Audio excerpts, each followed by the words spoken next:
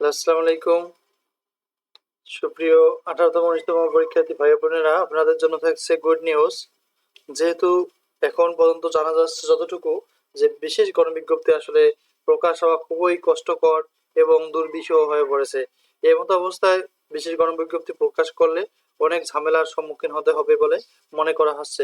এর পরিপ্রেক্ষিতে বেসরকারি শিক্ষক নিয়োগে বিশেষ গণবিজ্ঞপ্তি জারির সম্ভাবনা ক্ষীণ বলে মনে করেছেন বেসরকারি শিক্ষক নিবন্ধন ও প্রত্যয়ন কর্তৃপক্ষের এনটিআরসি এর কর্মকর্তারা।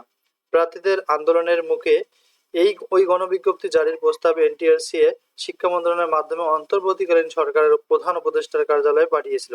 তবে চেম্বার আদালতের নির্দেশনায় নির্বাহী বিভাগের সঙ্গে একমত হয়ে শিক্ষক নিবন্ধন সনদের মেয়াদ ৩ বছর নির্ধারণ, শিক্ষক পদে নিয়োগের বয়স ৩৫ বছর নির্ধারণের কারণে ওই গণবিজ্ঞপ্তি জারির সম্ভাবনা কম বলে মন্তব্য করেছেন এনটিআরসি এর কর্মকর্তারা। তবে প্রধান উপদেষ্টা ডক্টর মোহাম্মদ ইউনূস মানবিক বিবেচনায় নির্বাহী আদেশ দিলে ওই গণবিজ্ঞপ্তি জারির পথ খুলতে পারে বলে মনে করছেন সংশ্লিষ্টরা। তাই যারা ১৮তম ১৯তম রয়েছেন তারা চাইলে এই প্রধান উপদেষ্টার সঙ্গে আপনারা স্মারকলিপি দিয়ে সেখানে একটা মীমাংসা করতে পারেন। যদি বিশেষ গণবিজ্ঞপ্তি আসলে চূড়ান্তভাবে একবারে বন্ধ করতে চান, তাহলে আপনাদের প্রধান উপদেষ্টার সঙ্গে সরাসরি যোগাযোগ করতে হবে, তাহলেই এই পথ বন্ধ হতে পারে। তবে তারপরেও আমরা দেখতেছি যে আসলে বিশেষ গণবিজ্ঞপ্তি প্রকাশ করার সম্ভাবনা খুবই কম রয়েছে।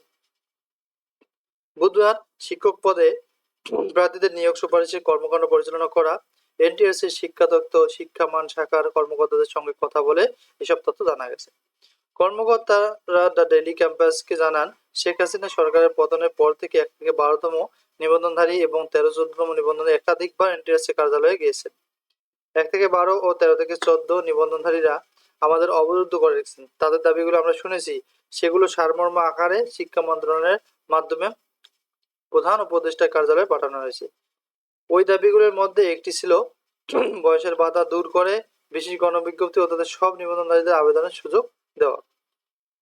এ বিষয়ে জানতে চাইলে এনটিআরসি শিক্ষা তত্ত্ব ও শিক্ষা মান শাখার পরিচালক কাজী কামরুল আহসান দ্য ডেইলি ক্যাম্পাসকে বলেন, বেশ কয়েকটি রিট পিটিশনের একসঙ্গে লিভ টু আপিল শুনানি করে চেম্বার আদালত শিক্ষক নিবন্ধন পরীক্ষার সনদের মেয়াদ নির্ধারণ ও শিক্ষক নিয়োগের বয়স নির্ধারণ হয়েছিল। নির্বাহী আদেশের সনদের মেয়াদ ৩ বছর নির্ধারিত থাকলেও হাইকোর্টের 7 ডিরেকশন তা উঠিয়ে গিয়েছিল। আর নির্বাহী বিভাগের জারি করা এমপিও নীতিমালায় শিক্ষক পদে নিয়োগের বয়স ৩৫ বছর নির্ধারণ করা হয়েছিল। লিভ টু আপিলে চেম্বার আদালত নির্বাহী বিভাগে নেওয়ার সিদ্ধান্ত বহাল রাখেন, অর্থাৎ সনদের মেয়াদ ৩ বছর ও নিয়োগের বয়স অনূর্ধ্ব ৩৫ বছর নির্ধারণের সিদ্ধান্ত জানানো হয়। এই পরিস্থিতিতে এই নিবন্ধন সনদ ইস্যুর ৩ বছর হয়ে গেছে, তাই চেম্বার কোর্টের নির্দেশনা অনুসারে তাদের সনদের মেয়াদ নেই। তিনি আরো বলেন, ওই প্রার্থীদের সনদের মেয়াদ উত্তীর্ণ হয়ে যাওয়ায় তারা আবেদনের সুযোগ পাবে না। তাই প্রচলিত বিধান অনুযায়ী তাদের নিয়োগের সুযোগ দিয়ে বিশেষ গণবিজ্ঞপ্তি জারির সম্ভাবনা খুবই কম। কারণ এই গণবিজ্ঞপ্তি জারি ১ থেকে ১২ এমনকি ১৩ থেকে ১৪ শিক্ষক নিবন্ধন উত্তীর্ণ প্রার্থীরাও আবেদনের সুযোগ দেওয়া হবে চেম্বার আদালতের নির্দেশনার সঙ্গে সাংঘর্ষিক। তাহলে আপনারা জানলেন যে আসলে এমত অবস্থায় যে ১ থেকে ১৪তম নিবন্ধনের যারা রয়েছেন তাদের বয়স কিন্তু অলরেডি ৩৫ পার হয়ে গেছে এবং সার্টিফিকেট মেয়াদ ৩ বছর পার হয়েছে। তাই আসলে তাদের জন্য বিশেষ গণবিজ্ঞপ্তি প্রকাশ হবে বলে মনে হচ্ছে না।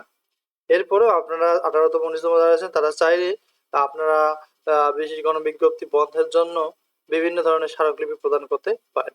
Thank you for watching. See you on another video. আসসালামু আলাইকুম।